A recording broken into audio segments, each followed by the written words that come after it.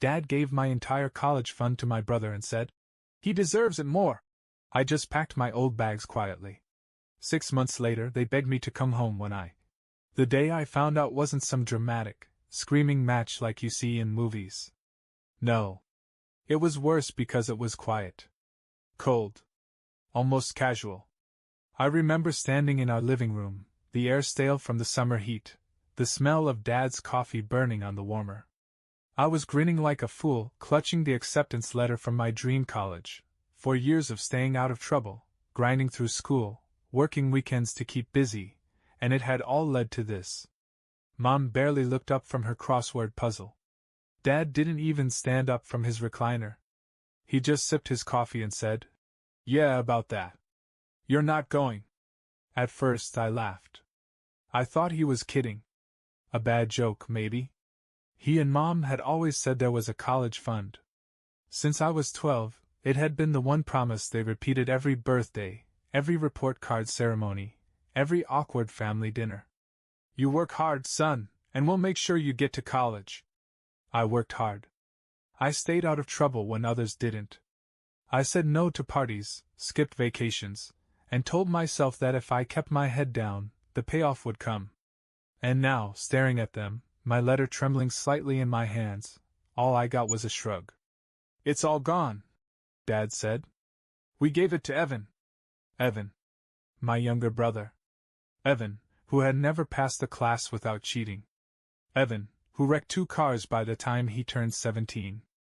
Evan, who could charm the socks off anyone for long enough to avoid real consequences. I felt my mouth open, but no words came out. Dad leaned back in his chair, stretching like he just finished a long day's work instead of shattering my world. "He deserves it more," he said. "He's got potential. He just needs a little help to get serious. You'll figure something out." I wish I could tell you I screamed. That I fought. That I demanded to know how they could do this to me after everything. But I didn't. I just stood there, feeling my heart crack in slow motion, realizing that all those years of sacrifice had been invisible to them. Meaningless. I walked upstairs without another word, each step heavier than the last. I found my old duffel bag, the same one I used for soccer tournaments in middle school, stuffed it with a few changes of clothes, my battered laptop, and the little bit of cash I had saved up from my after-school jobs. No one tried to stop me. Mom didn't lift her head. Dad didn't move from his chair. I guess Evan was out somewhere, probably celebrating his new life with my future. When I stepped out onto the porch, the cicadas buzzing loudly in the humid air, I realized I didn't even know where I was going. But it didn't matter. I knew one thing for certain. I was never coming back. I slept in my car that first night. It wasn't a plan. Honestly, there was no plan. Just a numb, autopilot version of me driving aimlessly until my old Civic's gas light flickered on. I pulled into a Walmart parking lot, leaned the seat back, and stared at the cracked roof fabric, feeling smaller than I ever had before. Somewhere in the back of my mind, I kept thinking maybe Mom would call. Maybe Dad would at least send a text, something, anything. But my phone stayed dark. Not a single missed call. Not a single message.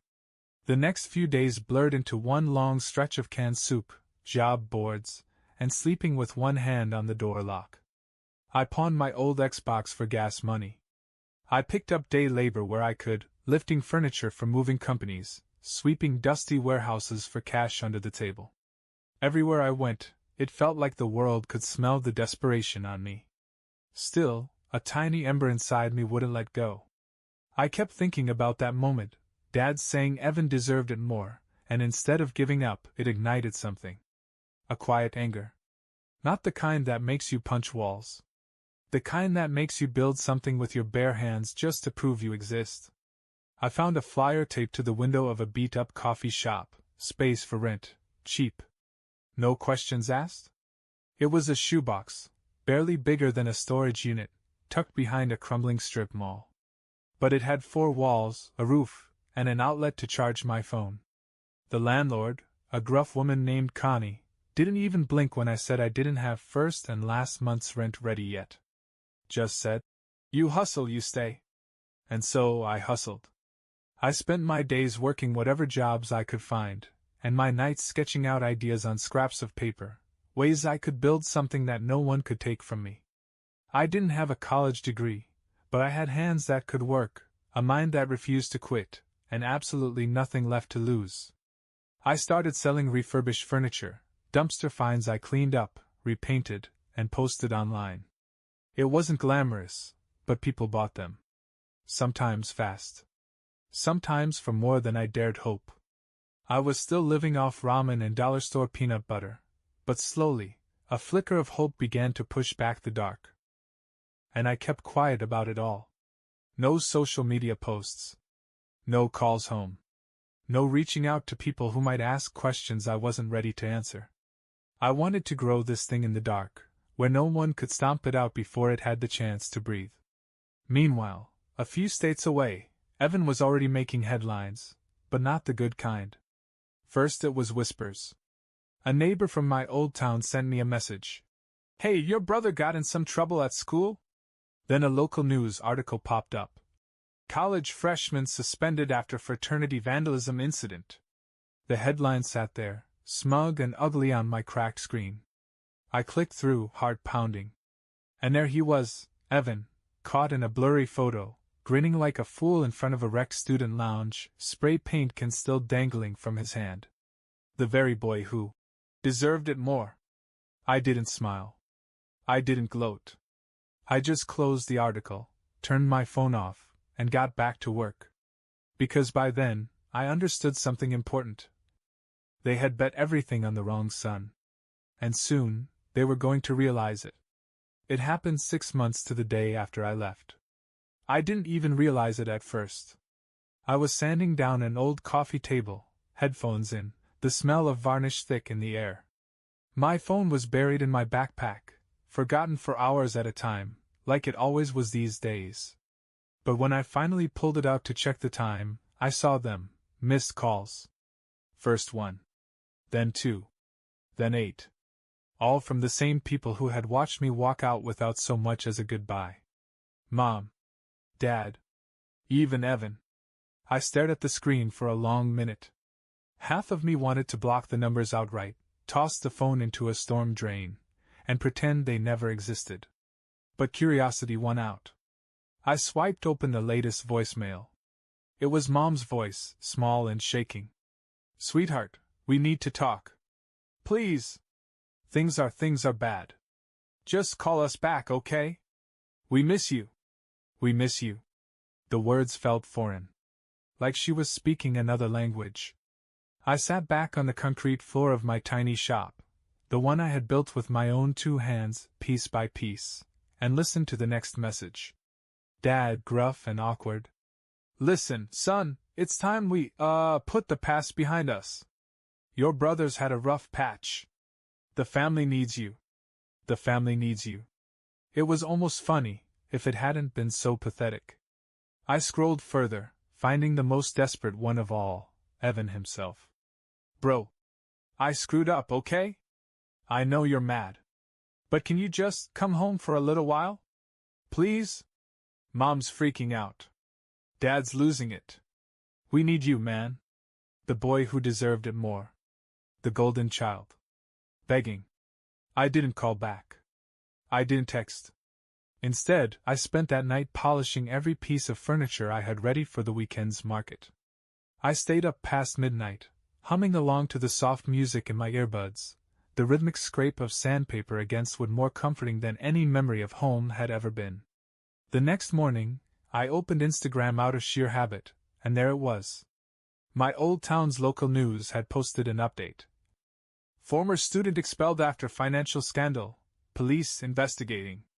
Evan's face again, but this time no smile. The article explained what I already knew in my gut. After getting suspended, Evan spiraled.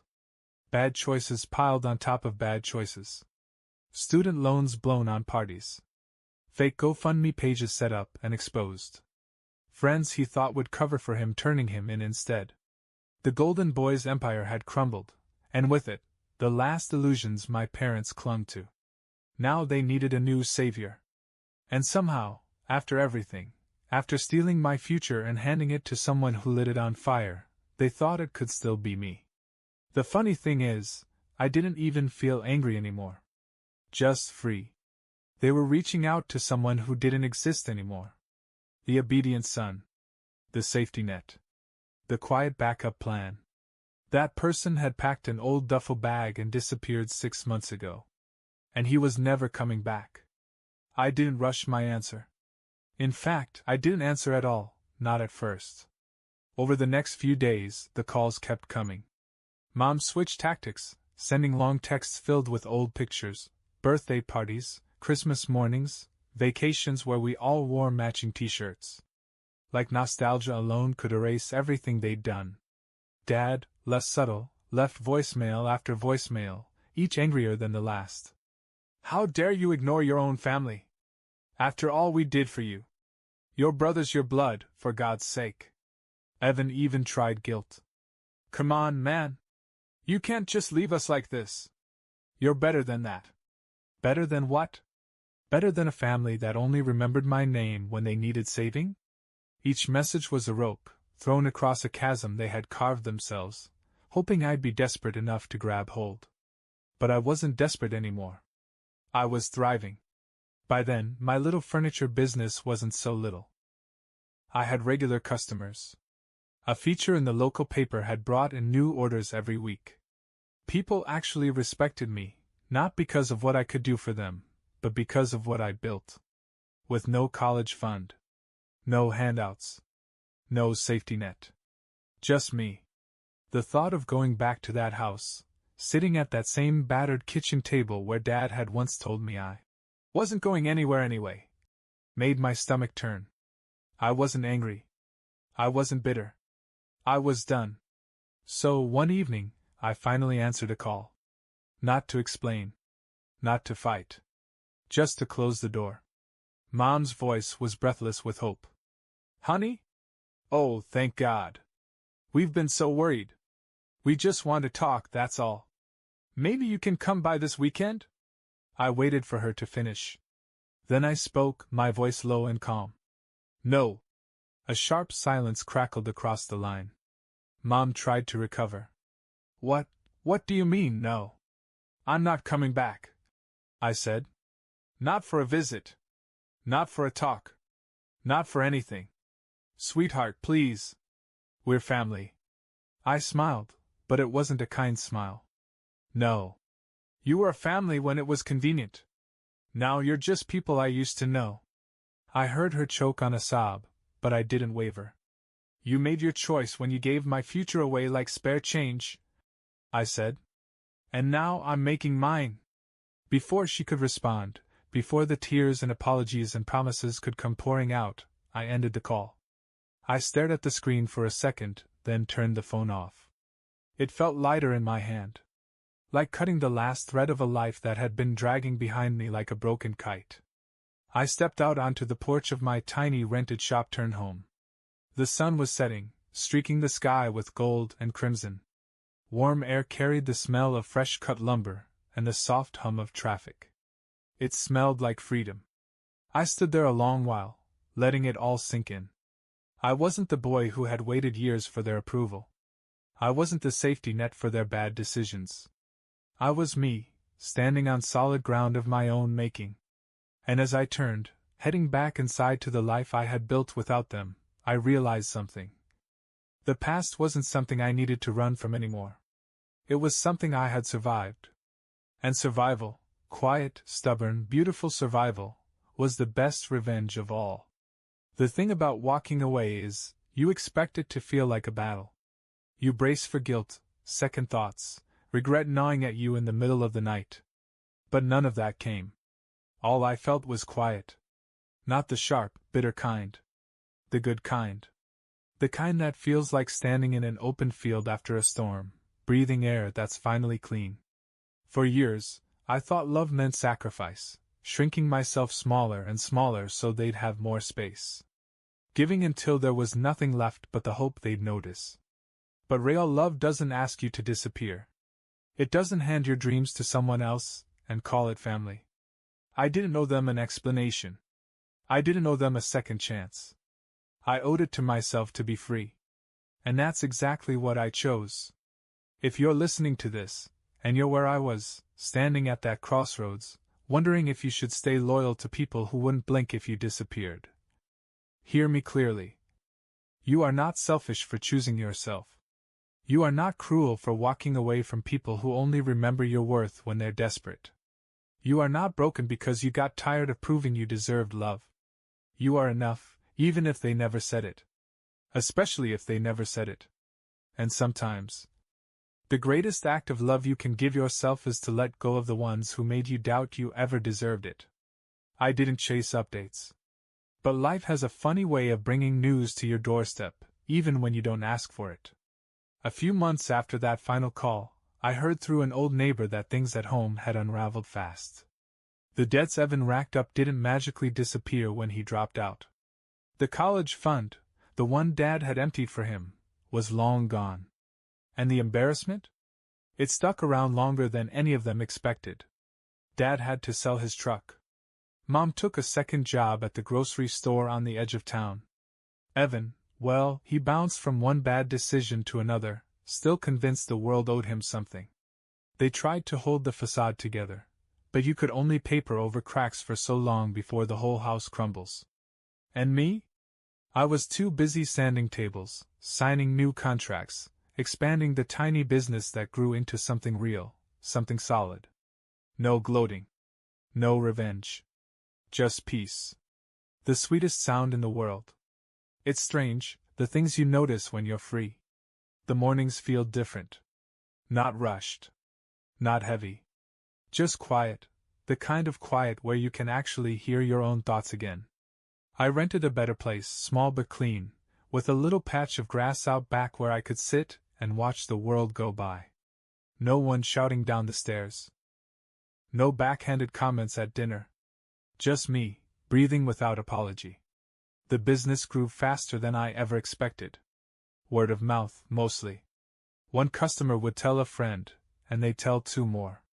Soon, I wasn't just scraping by. I was making real money, not flashy, not headline-worthy, but enough to pay the bills comfortably, enough to start saving, enough to finally lift my head and look toward a future that felt like mine. I started getting regulars, people who came not just for the furniture, but for the person behind it. One couple, Mr. and Mrs. Harris, stopped by one afternoon to pick up a custom table. They smiled, shook my hand, and said, "You should be proud. You're building something real. That matters." And it hit me harder than I expected. Because for the first time, someone saw me, not as a backup plan, not as a last resort, but as someone who mattered because of what he chose to become. I didn't have to prove anything anymore. Not to my family. Not to strangers. Not even to myself. I was already enough. Without the college fund. Without the empty promises. Without them. Everything they tried to hold over my head, their approval, their money, their love, it didn't own me anymore. It never did. They just made me think it did for a little while. The funny thing is, freedom doesn't feel like fireworks. It doesn't come with some grand movie moment where you throw your arms in the air and scream into the sky. It's quieter than that. Softer. But when it settles in your bones, you know you'll never let it go again. Freedom looks like a slow Sunday morning. Drinking bad coffee out of a chipped mug in a workshop that smells like sawdust and hope. It's picking up the phone and realizing you don't have to answer it just because someone demands you to. It's walking through a store and buying yourself something small, not because you need it, but because you want it, without a second thought or guilt gnawing at your gut. It's laughing, real, belly-deep laughing, without glancing over your shoulder to see if someone's going to cut it short. I started making friends who didn't know my past. People who didn't carry the old expectations like chains around their necks. I started dreaming again. Not in the desperate way I used to, clinging to someday, like a life raft, but in the way that feels possible, solid, breathing right there in front of you. Dreaming of buying my own building. Of expanding the shop. Of teaching other kids, the ones everyone gave up on, how to build something with their hands and believe in it. And somewhere along the way, without even realizing it, I stopped waiting for an apology that would never come. I stopped needing them to see me. Because the truth is, people who only loved you when you were useful to them? They were never really your family to begin with. Family isn't just blood. Family is who shows up. Family is who claps for you when no one else does, even if the clapping is just them standing quietly in your corner, holding space for your dreams. I don't know what Evan's doing now. I don't know if Dad still sits in that old recliner, staring at the TV, pretending he didn't throw away his real legacy. I don't know if Mom still glances at my empty seat during holidays, wondering when I'll walk back through the door like nothing happened. And honestly, I don't care. I have my own table now. My own place to sit. And when I look around at the life I built, the friends, the customers, the quiet peace of knowing I chose myself, I don't see them missing. I just see me. Finally. Fully. Free. If there's one thing I've learned, it's this. You don't have to stay where you're not valued. You don't have to bleed yourself dry to earn love that should have been freely given. Sometimes the bravest thing you'll ever do is simply walk away. And keep walking. I didn't get the life I thought I would have. I got something better. A life that's mine. A future they'll never touch. A peace they'll never understand. And that's enough.